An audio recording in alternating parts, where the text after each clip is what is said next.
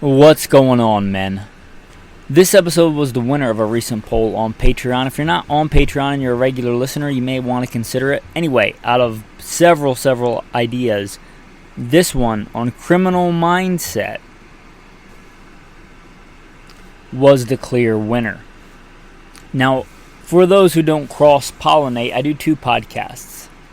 Gunfighter Life, which by far does the best, and Alpha Male Podcast. Sometimes there's an episode that could go either way. I'm going to put this one in both. Why?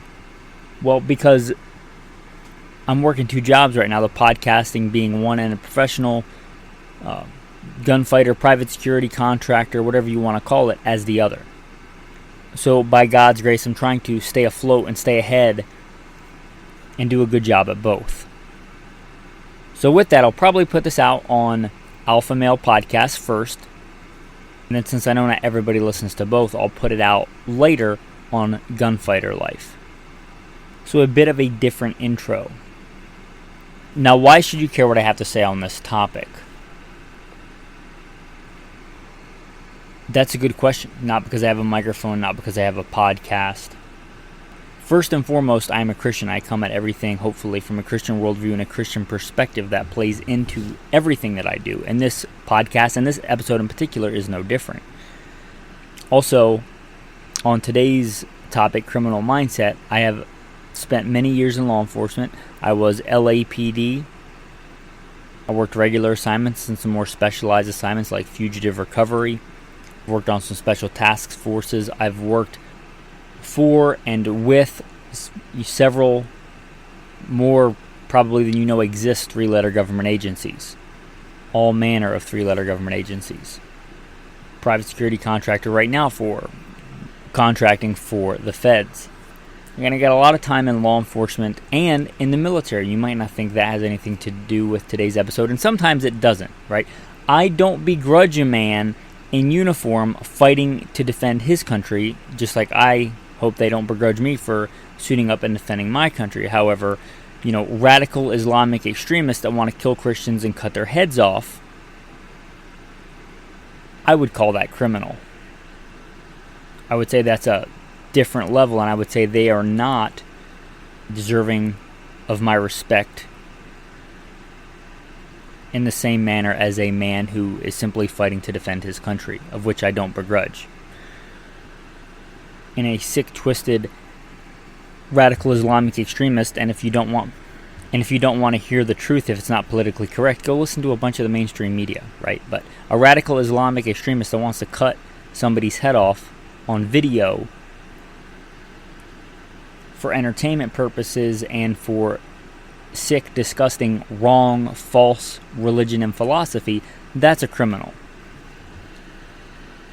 I've also served in two branches of the armed forces, U.S. Marine Corps, of which I went to war a couple of times, in the infantry, combat arms, also served in the U.S. Army, both full-time and part-time National Guard. That's going to play into today's episode on criminal mindset. And again, first and foremost, I am a Christian. So let's get into criminal mindset, because I think the average citizen has a hard time identifying with this because they're not really accustomed to dealing with it. And you don't know what you don't know. Now, these are not going to be in any particular order, and they're not necessarily exclusive, right? If you drew a Venn diagram with several of these categories, many of them would have no overlap, and many of them would have almost complete overlap. These are different categories of criminal mindset and how they play in. The first big one is drugs, narcotics. No, I'm not talking about marijuana in all but the most extreme circumstances, and I'm not talking about casual alcohol use. I'm not talking about having a glass of wine with dinner. I have no problem theologically with alcohol. Jesus' first miracle was turning water into wine. If you have a problem with that, take it up with Jesus, not me. I have no problem with drinking responsibly in the right way. Let's kind of start with alcohol then. That kind of old school cliche of the angry drunk is a cliche for a reason. Some people get super angry when they're drunk. and this is probably something most ordinary people have dealt with, if you also drink and you go to places where people drink. An angry drunk does not respond to rationality and reason the way that the same exact person that was sober would do that. Right? And you probably, again, if you drink and you associate with people that drink, or you've ever been around other people that drink, you probably know that, right? People will do things when they're drunk, violent or otherwise, that make no sense. It's just classic drunken behavior. Angry drunken behavior, what we're more concerned about here, where violence is a thing, if somebody uses physical force, the same amount of physical force is going to be applied to the victim whether the person is drunk or not. Example, if Mike Tyson is sober and punches somebody in the head with X amount of foot-pounds of energy, and Mike Tyson is drunk and punches somebody in the head with the same X amount of foot-pounds of energy, the same amount of damage is done to the victim, whether the person is drunk or not. The mind of the individual drunk person may be different, and he might not even have malice, but the damage done to the victim is the same if the physical force imparted is the same and applied to the same place. But the angry drunk, and you can't generally reason at all or as well with an angry drunk as you can with a sober individual. I don't think I should have to defend that argument, but let's just start there with the drunk. But many other narcotics are far, far worse if you've ever had the distinct displeasure of dealing with somebody on meth. Right, somebody on meth, I don't care if they're a 90-pound malnourished 19-year-old with 3 teeth left. They can be incredibly strong and incredibly violent when they're all cranked up on meth. Meth not only affects the physical nature of people, but the mental state of a person. Oh, and I should also mention, I didn't mention it in the bio in the street cred, but I don't know how long that certification lasts, but I was a drug recognition expert for the state of California. Some of that more specialized training that I went to when I was in law enforcement. Meth, or methamphetamine, is a nasty, nasty drug. Not only is the intended drug itself, very nasty, the other chemicals they use to make and produce that drug and what they cut it with can be particularly nasty and harmful. If you think that you're going to deal with somebody that's on meth and super violent the same way that you're going to deal with a normal person, you are greatly mistaken. I would say to that, you've probably never dealt with somebody cranked up on meth. Cocaine, I would say, while not as bad for you mentally or physically, has many of the same attributes of physical and mental alteration.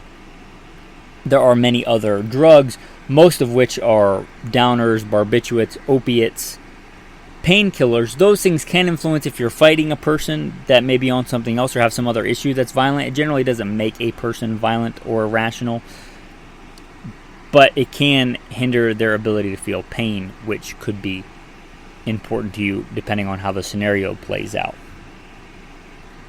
Another category that mostly affects the mental state of a person are hallucinogens. Psilocybin, other more chemically derived hallucinogens obviously greatly affect a person's mental state, their mental status, their ability to reason, and their ability, this is the big one, to grasp reality. To grasp reality. What is real and what is not. Although you may see it obvious that there is no rainbow-colored velociraptor trying to eat their face, that person that's on hallucinogens may totally, completely believe that, whether or not it's true, because they're in a very altered mind state. So again, don't assume that you can deal with them the way that you would deal with an angry Karen whose coffee order was wrong.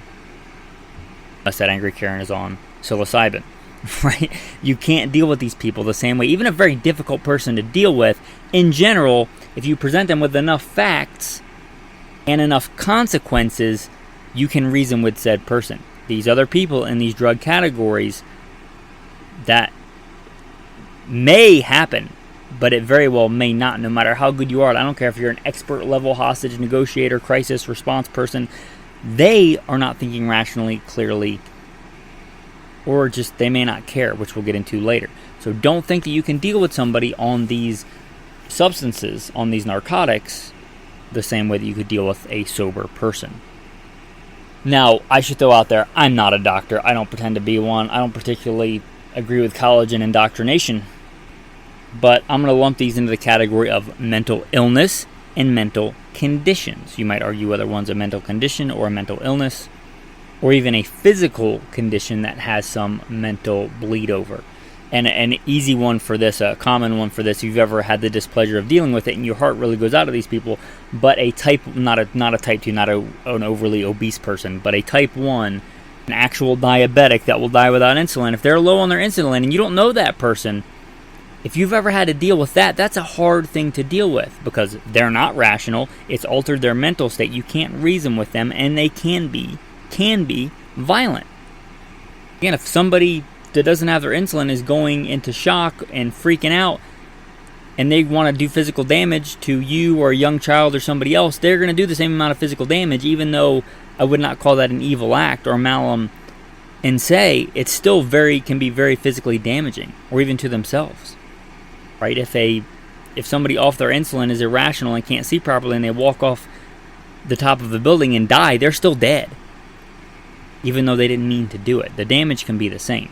That type 1 diabetic is a real thing that happens. I've had the displeasure of dealing with that. If you know somebody that's type 1 diabetic, likely you have too.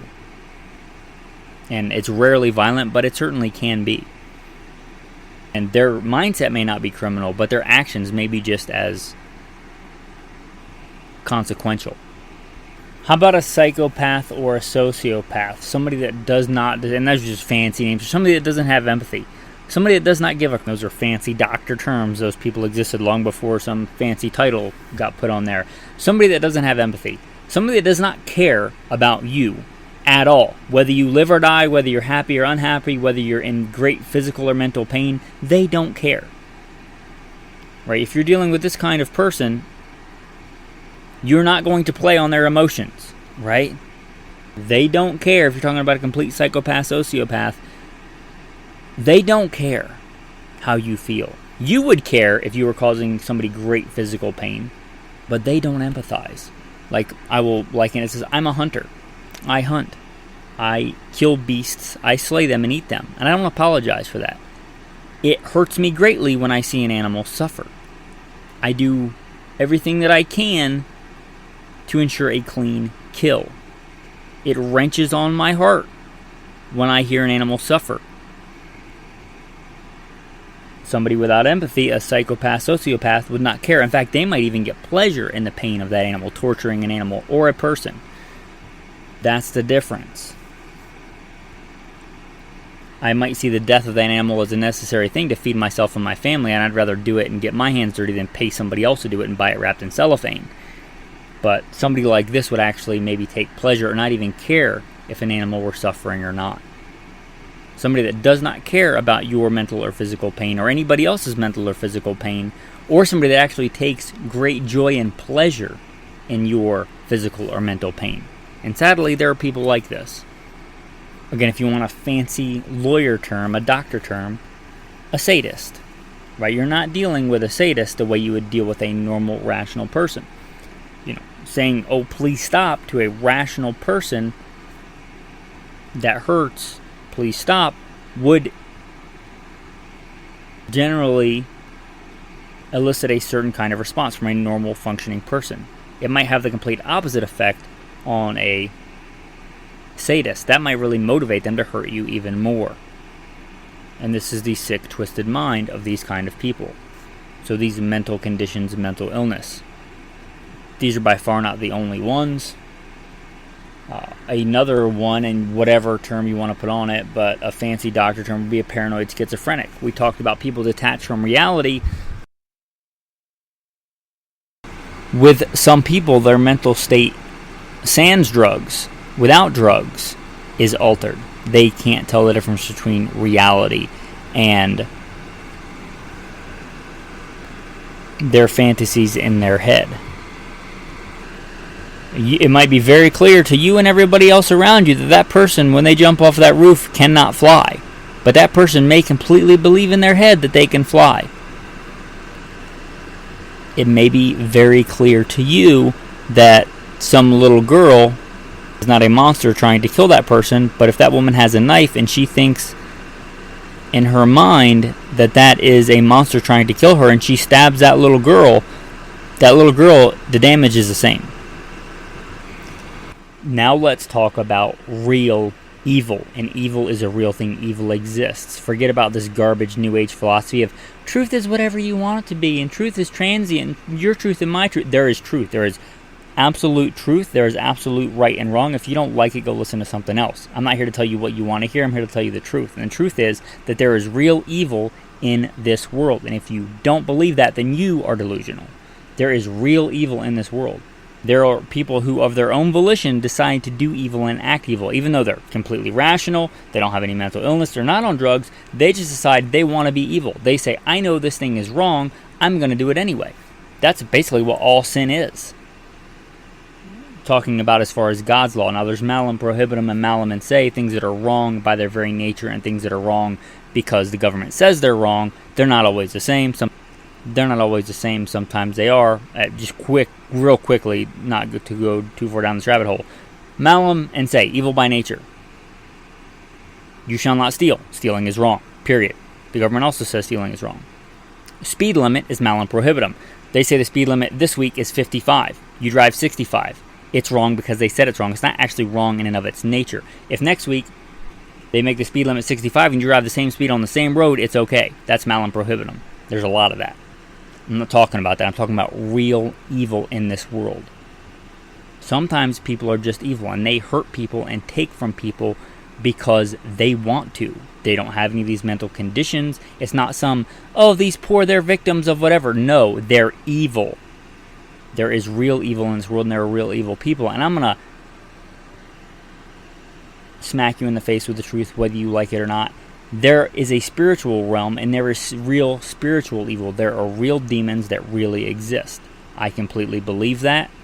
You can believe it or not. That doesn't make it not true. There are real demonic influences alive and in our world today. And they really can influence people. I'm not saying that every person that decides to do something bad is possessed by a demon, but I am saying that demons are completely real. They're as real as they were throughout the entirety of the Bible. I said in the beginning, I'm a Christian first and foremost. Jesus talked much about demons and Satan. He believed they were real. Do you follow Jesus or not? Jesus says they're real. They're real. Period. End of sentence. Now, let's talk about this overlap. I talked about this Venn diagram. These circles. You could have somebody with a mental illness that's on drugs. You could have somebody that did whatever the cause and effect of that was. You could have somebody that did so many drugs, even though they started off mentally sound, now they're mentally ill. Even when they're not on drugs, they have mental issues. You could have somebody that started off with mental issues and did drugs to theoretically help with their mental issues and made it way worse. So you could have a lot of overlap here. Talk about a scary overlap. Try to deal with somebody that's on drugs like methamphetamines that's also has demons. Right? There can be a lot of overlap here. You could deal with a psychopath on drugs, spiritually influenced by evil. There can be no overlap or a ton of overlap in all of this. These are all things that you should be aware of. Another thing that you should be aware of is don't make the mistake of thinking that everybody cares if they live or die. And I told you I did a whole other podcast for listening to this on Alpha Male on Gunfighter Life. One of the big myths, there's a lot of big myths in the gun community and the shooting world and all this stuff, but one of these ridiculous myths is that, I'm going to rack a shotgun and this person is going to poop their pants, defecate, suck their thumb because they don't want to die, they're going to go away, everybody knows the sound of a shotgun. False. You could be dealing with somebody that doesn't even think they're on Earth anymore. That doesn't think they're a human being anymore. You could be dealing with somebody that literally has zero cares whether they live or die. You racking that shotgun is inconsequential to them. They don't care. Don't make the mistake of thinking that the criminal that you are going to deal with is going to react like a rational, sane human being, because that is an assumption you probably shouldn't bet your life on. Now, I don't like to get political on the show, but a really topical example of this is probably still in your mind when you listen to this, the Trump assassination. Now, that was evil, an assassination attempt, right? Whether that kid was on drugs, I don't know. A lot of these active shooters today that nobody seems to want to talk about, or many people want to sweep under the rug, is they're on some kind of psychotropic drug. They're on some kind of mind-altering drug. The fact that it was given to them by a doctor with a title on his name doesn't make it okay. You have somebody going through puberty and all kinds of hormones and all this stuff, and you shove them with all kinds of chemicals and drugs, and you get surprised when bad things happen. Imagine that. So if we got rid of so much education and just went with common sense, we'd realize that wasn't good. Whether that kid was on drugs, I have yet to know. Who knows? That man, I guess he was a man, he was 20. Whether that young man was on drugs, I don't know. Whether that man was possessed by evil spirits, I don't know. Whether that man had mental problems, I don't know. Whether that man was just evil and wanted to kill that person because they disagreed with them politically, I don't know. But getting to the rational that everybody wants to live, he could have fired 1 or 2 shots, put his hands up. He fired, 8 shots? He could have fired 1 shot or 2 shots, put the gun down, stood up with his hands up, and he probably would have been taken into custody. He'd probably still be alive if somebody else hadn't assassinated him like the Kennedy thing. But that shows the fact that he probably didn't care whether he lived or died.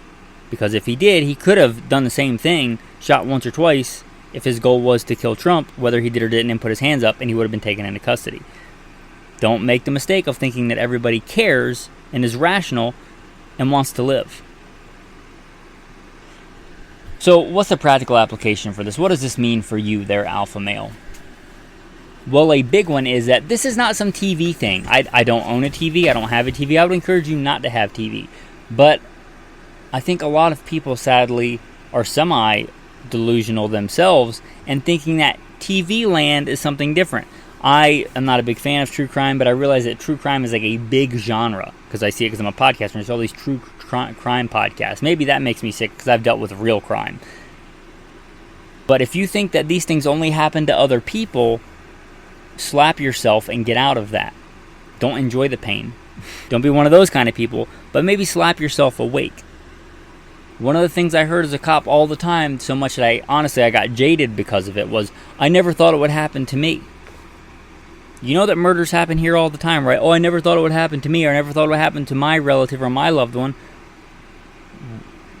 What? I never thought it would happen to me is not a rational thought. It happens to other people. Explain to me how I never thought it would happen to me makes rational sense. You know there's burglaries from motor vehicle, BFMV, people breaking into, smashing into cars in your neighborhood all the time. And then somebody breaks in and smashes into your car and takes your stuff, and you're like, oh, I never thought it would happen to me. Okay. Just because you didn't think it doesn't make it not true. So that's a real one. This, if we could take anything from these true crime things, it's that crime is a real thing. Crime really happens. These people really exist in the real world, in your world on earth, under the firmament. Right? These people really exist. People that are on drugs, people that have mental illness, people that are just plain evil. Evil. People that have evil spirits, people that don't care whether they live or die, and or whether you live or die. These people really exist in the real world. Another thing is be prepared. Be ready, right? You probably realize that I'm big on guns if I do a whole podcast called Gunfighter Life. Don't go out looking for trouble. But Jesus himself said, let he who has no sword sell his cloak and buy one. Be prepared. And a lot of that is mental on your part. Situations are dynamic. Critical thinking is an important skill.